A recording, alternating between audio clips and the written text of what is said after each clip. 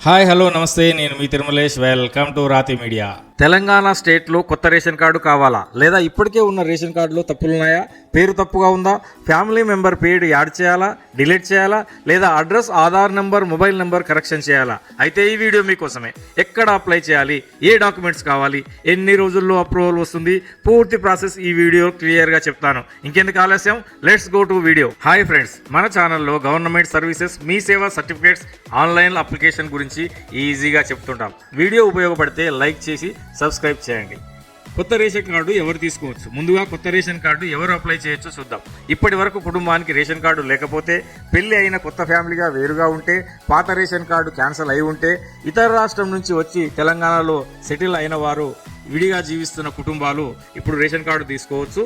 వీరి కుటుంబ ఆదాయం బిలో పావర్టీ లైన్, దారిద్ర్య రేఖకు దిగువన ఉన్నవారు ఈ రేషన్ కార్డు తీసుకోవడానికి అర్హులు. చాలా ఏళ్ల తర్వాత తెలంగాణ ప్రభుత్వం రేషన్ కార్డులు అప్లై చేసుకోవడానికి అవకాశం కల్పించింది. మొదట్లో ప్రజాపాలన కేంద్రాల ద్వారా ఈ అప్లికేషన్ తీసుకున్నారు, కానీ ఇప్పుడు ప్రజాపాలన కేంద్రాలు లేవు కాబట్టి మీ సేవలోనే అప్లికేషన్ చేసుకోవాల్సి ఉంటుంది. ఇప్పటికే రేషన్ కార్డు ఉన్న వాళ్ళు కరెక్షన్లు చేసుకోవాలి. రేషన్ కార్డు లేని వాళ్ళు కొత్త రేషన్ కార్డుకు అప్లై చేసుకోవాలి. అయితే కరెక్షన్ ఏవేవి చేసుకోవచ్చో చూద్దాం. పేరులో స్పెల్లింగ్ కరెక్షన్, తండ్రి లేదా భర్త పేరు correction, Aadhaar number correction, mobile number మార్చడం, అడ్రస్ లో తప్పులుంటే సరిచేయడం లేదా అడ్రస్ మార్చుకోవడం, ఫ్యామిలీ మెంబర్ ని యాడ్ చేయడం, అదే దాంతో పాటు పిల్లల పేర్లు యాడ్ చేయడం కూడా చేయవచ్చు. పెళ్లి తర్వాత భార్య పేరు యాడ్ చేయడం, చనిపోయిన వ్యక్తి పేరు తొలగించడం లాంటివి ఈ కరెక్షన్ ద్వారా చేసుకునే అవకాశం ఉంది. కొత్త రేషన్ కార్డు కోసం అప్లై చేయాలంటే సాధారణంగా ఏ డాక్యుమెంట్ అవసరమో చూద్దాం. మెయిన్ గా కుటుంబ సభ్యులందరి ఆధార్ కార్డు, ఇది ఖచ్చితంగా ఉండాలి.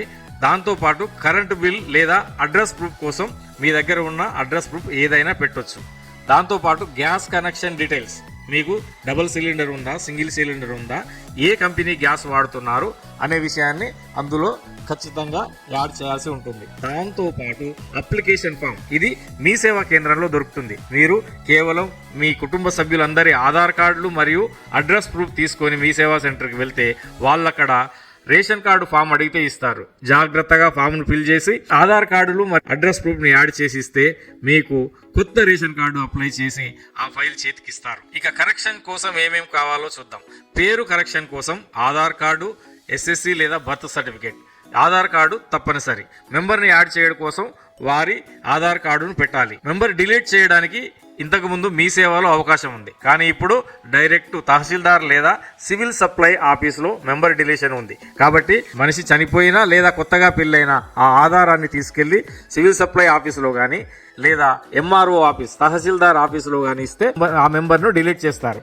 ఆ మెంబర్ను డిలీట్ చేసిన తర్వాత కొత్త రేషన్ కార్డులో జాయిన్ చేసుకోవడానికి అవకాశం ఉంటుంది. ఒకవేళ రెండు చోట్ల పేరు ఉండాలనుకుంటే అది మాత్రం ఎట్టి పరిస్థితిలో సాధ్యం కాదు. ఎందుకంటే ration card, food security card అనేది ఆధార్తో లింక్ అయి ఉంటుంది. కాబట్టి రెండు చోట్ల కాదు, ఒక చోట అప్లికేషన్ అయి ఉన్నా లేదా రేషన్ కార్డులో పేరున్నా మరో చోట అప్లై చేసేటప్పుడే సిస్టమ్ తీసుకోవడం లేదు. కాబట్టి ఒక చోట ఉంటే వాళ్ళు రేషన్ కార్డు నుంచి పేరు తొలగించుకోవడంతో పాటు ఎంఆర్ఓ ఆఫీస్లో డాటాను కూడా డిలీట్ చేయించాల్సి ఉంటుంది. మెంబర్ డిలీషన్ మినహా, అంటే ఒక సభ్యుని తొలగించే ప్రక్రియ మినహా మిగతా ప్రక్రియ పూర్తిగా మీ సేవలోనే అప్లై చేసుకోవచ్చు. మెయిన్గా Aadhaar card, application form, address proof, ఈ మూడు ఇంపార్టెంట్ డాక్యుమెంట్స్. ఇవి తీసుకొని మీ సేవా కేంద్రానికి వెళ్ళి అప్లై చేసి ఆ అప్లై చేసిన ఫామ్ని గ్రామాలు మరియు మున్సిపాలిటీలలో తహసీల్దార్ కార్యాలయంలో ఇవ్వాల్సి ఉంటుంది. నగరాలలో, ప్రధానంగా హైదరాబాద్, సికింద్రాబాద్ లాంటి జంట నగరాలలో సంబంధించిన సివిల్ సప్లై ఆఫీస్లో ఆ ఫైల్ ఇస్తే అధికారులు ఎంక్వైరీ చేసి డిస్ట్రిక్ట్ సప్లై అధికారికి కలెక్టరేట్ పంపడం జరుగుతుంది. అక్కడ ఆమోదం పొందిన తర్వాత మీకు రేషన్ కార్డు రావడం జరుగుతుంది. అయితే ఈ ప్రక్రియ పూర్తయి రేషన్ కార్డు రావడానికి ఎన్ని రోజులు పడుతుంది అనేది చాలా మందికి ఉన్న అనుమానం. రేషన్ కార్డు ఎంక్వైరీ ప్రక్రియ సాధారణంగా ఆన్లైన్లోనే చేస్తారు.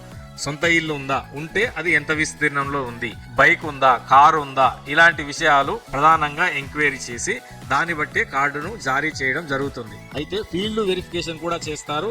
ఇది ఇప్పుడు సిబ్బంది తక్కువ ఉండడం వల్ల ఫీల్డ్ వెరిఫికేషన్ తక్కువగా జరుగుతుందనే ప్రచారం ఉంది. ఏది ఏమైనా మనం అప్లై చేసేటప్పుడు పర్ఫెక్ట్ డీటెయిల్స్ ఇస్తే ఫీల్డ్ వెరిఫికేషన్ ఉన్నా లేకున్నా రేషన్ కార్డు రావడం మాత్రం ఖాయం. ఫామ్ ఫిల్ చేసేటప్పుడు తగిన జాగ్రత్తలు తీసుకోవాలి.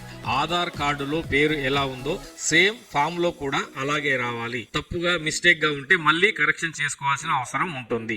మొబైల్ నెంబర్ మనం పర్మనెంట్గా వాడే మొబైల్ నెంబర్నే పెట్టుకోవాలి. తాత్కాలిక నెంబర్లు పెట్టుకోవడం ద్వారా ఫ్యూచర్లో ఇబ్బందులు వస్తాయి. పేదలు, మధ్యతరగతి ప్రజలకు రేషన్ కార్డు అనేది ఇప్పుడు చాలా ముఖ్యమైనది. ఎందుకంటే ప్రభుత్వం ఇచ్చే ప్రతి పథకానికి రేషన్ కార్డు ఉందా అని అడుగుతున్నారు. పెన్షన్ ఇవ్వడానికైనా, ఇల్లు ఇవ్వడానికైనా, మిగతా ఏ ప్రభుత్వ పథకానికి అప్లై చేసుకున్నా రేషన్ కార్డు అనేది మ్యాండేటరీ డాక్యుమెంట్. సో మీకు ఇప్పటికే రేషన్ కార్డు లేకుంటే వెంటనే అప్లై చేయండి. మీ పేర్లు మరియు ఇతర అంశాలు ఏమైనా తప్పుగా ఉంటే వెంటనే కరెక్షన్ చేయించుకోండి. మీకు కనుక ఈ వీడియో నచ్చితే వెంటనే లైక్ చేయండి, ఛానల్ని సబ్స్క్రైబ్ చేయండి. మీకు ఇంకా ఏ సమాచారం కావాలో కామెంట్ బాక్స్లో ఇవ్వండి.